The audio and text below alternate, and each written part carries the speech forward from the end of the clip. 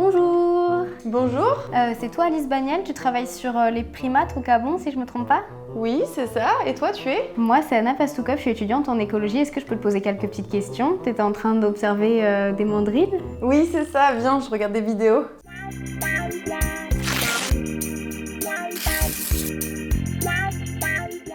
Et du coup ils sont en train de faire quoi là sur la vidéo?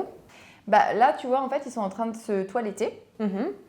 Donc là, on a 87, c'est notre mâle dominant du groupe qui reçoit un toilettage de 39. C'est une de nos autres femelles du groupe. Attends, mais là il y a quelque chose que tu dis qui m'interpelle. Ils ont tous un numéro, tu les connais tous les individus? Ouais, c'est ça. En fait, on apprend à les reconnaître au fur et à mesure en étant sur le terrain. En ce moment, le groupe il contient 350 individus. Donc t'imagines, c'est énormément de temps pour apprendre à les reconnaître. Il faut avoir une mémoire énorme, surtout qu'ils doivent tous se ressembler. À la fin, on y arrive quand même. Tout le monde y arrive. Et donc là, ces vidéos, c'est dans le cadre d'un projet de recherche en particulier? Oui, tout à fait. En fait, c'est le projet Mandrillus qui a été créé en 2012 par ma collègue Marie Charpentier. Et moi, j'ai rejoint l'équipe plus récemment, en 2023, en tant que co-directrice du projet avec elle à présent. Donc en fait, ce projet, il est vraiment unique parce que c'est la seule population de mandrilles qui est habituée à l'homme au monde. On peut vraiment aller voir leurs comportements sociaux de façon naturelle. Et donc, on a une équipe d'environ 8 à 10 assistants de recherche, donc à la fois internationaux et locaux au Gabon, qui suivent le groupe tous les jours depuis 12 ans à pied et qui collectent des données comportementales. Mais ça, comment ils le font pour les collecter? Est-ce qu'il y a un outil pour noter tout ça ou comment ça se passe? Alors oui, tout à fait. On utilise une application sur smartphone, c'est super pratique. On va essayer d'enregistrer la séquence comportementale qu'on a vue en vidéo. Donc ici, tu vois, on choisit d'abord quel est l'observateur. Ensuite, on choisit notre individu focal. Donc ici, c'est 87, le mâle dominant. Donc on commence l'observation. Là, il toilette. Il reçoit un toilettage de la femelle 39. C'est dans la boîte. Et après, ça s'enregistre automatiquement? C'est ça. Alors après, tu vois, j'obtiens un fichier.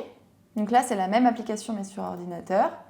Et en fait, toutes les données qui sont enregistrées sur le terrain, elles arrivent comme dans un fichier Excel, en fait. C'est génial.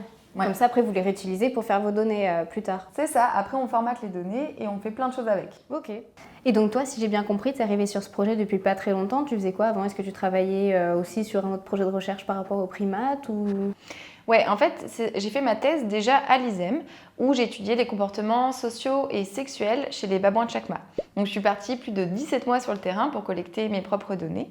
Et j'ai notamment montré que les mâles babouins, ils utilisaient de l'agression répétée envers les femelles, en une forme d'intimidation sexuelle pour s'accoupler avec elles. Mais heureusement, les femelles arrivent à développer des stratégies pour échapper à cette violence. Donc ensuite, je suis partie en postdoc aux États-Unis, où là, j'ai étudié le microbiote intestinal chez les Gelada. Ce sont des primates endémiques d'Éthiopie qui vivent à 4000 mètres d'altitude sur les hauts plateaux et qui ont la particularité d'être graminivores, c'est-à-dire qu'ils ne mangent que de l'herbe.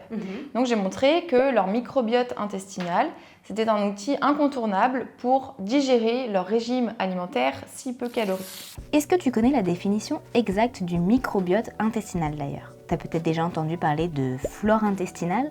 Eh bah, c'est la même chose. C'est l'ensemble des micro-organismes qu'on retrouve dans notre tube digestif.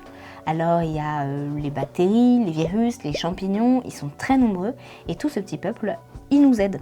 Il a un rôle très important, ça peut être dans notre système immunitaire, dans notre système digestif ou même neurologique par exemple. En ce moment en particulier, je développe des questions à l'interface de l'écologie comportementale et de la microbiologie. C'est un lien avec la vidéo qu'on regardait au début du toilettage? Ouais, tout à fait. En fait, je cherche à tester dans quelle mesure les microbes intestinaux sont transmis socialement chez les mandrilles.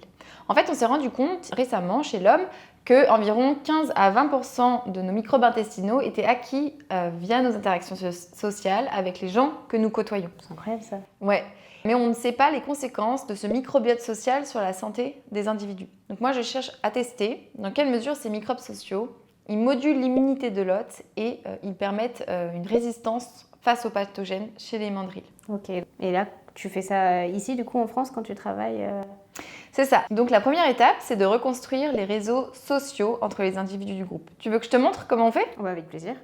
Donc tu vois, à partir du fichier CyberTracker que je t'ai montré tout à l'heure, on peut calculer un taux de toilettage entre tous les individus du groupe. Ok. Et après, on analyse ça sur R grâce à des réseaux sociaux en fait. Ouais, ça fait plaisir de voir le logiciel, on le voit pas mal en cours de licence et de master, du coup ça fait plaisir de le voir utilisé par des vrais chercheurs. C'est vraiment notre logiciel principal pour faire des calculs et des statistiques. Donc ici, tu vois, je te représente le réseau en 2013. Donc en vert, on a les mâles et en jaune, on a les femelles. Et donc les liens qui les relient, c'est justement la force des liens sociaux, ces taux de toilettage entre individus. Et donc tu vois, il y a des individus qui sont très isolés socialement, comme 107, et d'autres au contraire qui sont bien plus intégrés, comme 54, qui a plein de partenaires sociaux. Donc moi je regarde dans quelle mesure les individus qui sont très potes, très connectés, eh ben, ils ont un microbiote plus similaire en fait. Ok, mais c'est super intéressant. Mais d'ailleurs, est-ce que la taille des cercles, c'est plus un cercle est gros, plus il a d'interactions sociales? C'est ça, exactement. Ok. Et là, c'est 2013. Est-ce qu'on a le même en plus récent ou... Oui, alors tu vois, le groupe en 2013, il était relativement petit, mais regarde maintenant, on a environ 300 individus. Donc le réseau, il est beaucoup plus compliqué maintenant. Oh. Voilà à quoi ça ressemble en 2022, t'imagines? Ah oui, ouais, c'est pas du tout la même chose. Oh. Ouais. Mais du coup, ça doit être bien plus dur à analyser parce que déjà, il y a beaucoup plus de réseaux et puis beaucoup plus d'individus. Ouais, c'est ça, c'est un peu plus dur, mais on se débrouille. Et du coup, comment tu fais après, toi, pour caractériser le microbiote? Est-ce qu'il y a une façon spéciale pour y avoir accès ou... Alors ça se fait au labo en fait. Tu veux que je te montre, que je t'y amène? Ah bah, ce serait trop bien si c'est possible. Ok, suis-moi, on y va. Je te suis. Nous voici au labo. Trop bien. Oh, c'est grand. Alors, on va devoir mettre une blouse, Anna. Hein. Voici la mienne et voici la tienne. On doit mettre des gants aussi? Ouais, des gants. Voici, tiens. Merci. Alors, on va d'abord récupérer les échantillons. Donc tu vois, ça c'est ce qui est collecté sur le terrain. Ok. Ragoûtant, pas vrai, c'est des C'est caca. quoi? Ah, vous récupérez les crottes des mandrilles? Des mandrilles qu'on stocke dans le RNA-letter, ça permet de conserver l'ADN. Ok, en fait. et vous les ramenez du Gabon jusqu'ici? Ouais, on les ramène pour pouvoir les séquencer, parce qu'il n'y a pas le séquenceur.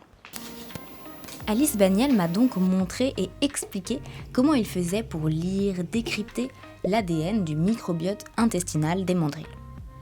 La première étape, c'est donc de prélever un petit morceau des crottes et d'extraire l'ADN de ces échantillons. De cette façon, ils ont accès à ce fameux microbiote intestinal. Cet ADN est ensuite amplifié pour obtenir plusieurs copies des fragments d'ADN et envoyé sur les séquenceurs qu'on retrouve à l'université. Et ce sont ces séquenceurs qui vont leur permettre de connaître la séquence exacte d'ADN et ainsi le génome du microbiote. En gros, c'est ça qui va leur permettre de connaître la composition du microbiote intestinal des mandrilles. Une fois que j'aurai mes séquences microbiennes, eh ben, je vais pouvoir tester si les individus qui se toilettent plus, ils partagent plus de souches en commun, tu vois? Donc, s'ils ont un microbiote intestinal plus similaire. Après, une fois qu'ils ont identifié ce microbiote intestinal social, ils vont aussi tester l'immunité des mandrilles. En fait, ils vont regarder si le microbiote partagé va permettre d'avoir des résistances plus fortes aux pathogènes et si ça va affecter ou non la survie et le succès reproducteur des Et mandrilles. du coup, je me demandais si le microbiote des mandrilles il peut être transmis d'individu en individu. Est-ce qu'il peut aussi être transmis à l'homme? Ça, c'est une très bonne question et j'essaie d'aborder aussi ces thématiques. Donc notre groupe, il se promène au sein du parc, mais parfois il peut sortir et aller dans les champs alentours. Il raffole de manioc et de bananes dans les plantations. Et lors de ces occasions, ils peuvent être en contact avec l'humain. Donc j'aimerais bien regarder en effet ces dynamiques de transmission microbiote et pathogène entre ces deux réservoirs. Mais est-ce que ça génère pas des conflits aussi si les mandrilles ils se rapprochent autant de la population qui vit là-bas? Oui, ça nous arrive qu'il y ait pu avoir des tensions avec les communautés locales. Et donc en 2022, on a mis en place un système de sentinelles humains où on appelle des représentants du village quand on est avec les mandrilles et qu'on voit qu'ils se dirigent vers leur champ afin qu'ils arrivent et qu'ils les repoussent en forêt et qu'on évite ainsi les ravages aux cultures. C'est un système qui marche très bien, qui a beaucoup réduit la fréquence des conflits, mais il y a quand même des tensions qui peuvent perdurer. Donc moi, je m'intéresse à ces thématiques, notamment dans le cadre de mon travail à l'IRD. Ok. J'ai une dernière question. J'ai l'habitude de la poser toujours autour d'un thé. Est-ce que ça te dit d'en boire un? Ouais, carrément. Donc Alice, maintenant que tu nous expliquais un peu ton projet de recherche, est-ce que tu as des conseils que tu pourrais donner à des étudiants comme moi qui veulent travailler dans l'écologie ou qui sont intéressés par ce domaine? Peut-être que parmi vous qui regardez, il y en a qui ça pourrait aider. Alors, la primatologie, c'est un champ disciplinaire qui fait rêver comme ça. Mais je ne vais pas te le cacher, ça peut être difficile. Il faut donner beaucoup de travail, beaucoup d'énergie intellectuelle, mais aussi physique. Parce que suivre les primates toute la journée dans des forêts denses et accidentées, sous de fortes chaleurs, c'est pas toujours facile.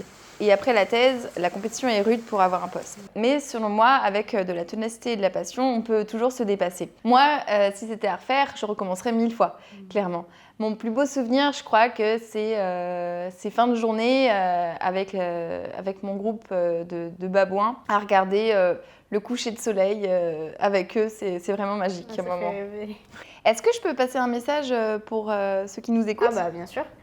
Ok, toi qui nous regardes, tu peux faire partie aussi du projet Mandrius si tu le désires. On cherche souvent des assistants de terrain. Suis nos annonces sur Twitter ou Evol France. Merci beaucoup Alice pour cet après-midi. J'ai appris vraiment plein de choses, ça m'a beaucoup aidé et c'est très intéressant. Merci à toi, à bientôt. À bientôt. La dernière fois, j'ai rencontré Julien Aran du CBGP qui nous a parlé des charançons. Alors si vous voulez, vous pouvez retrouver cette vidéo juste ici.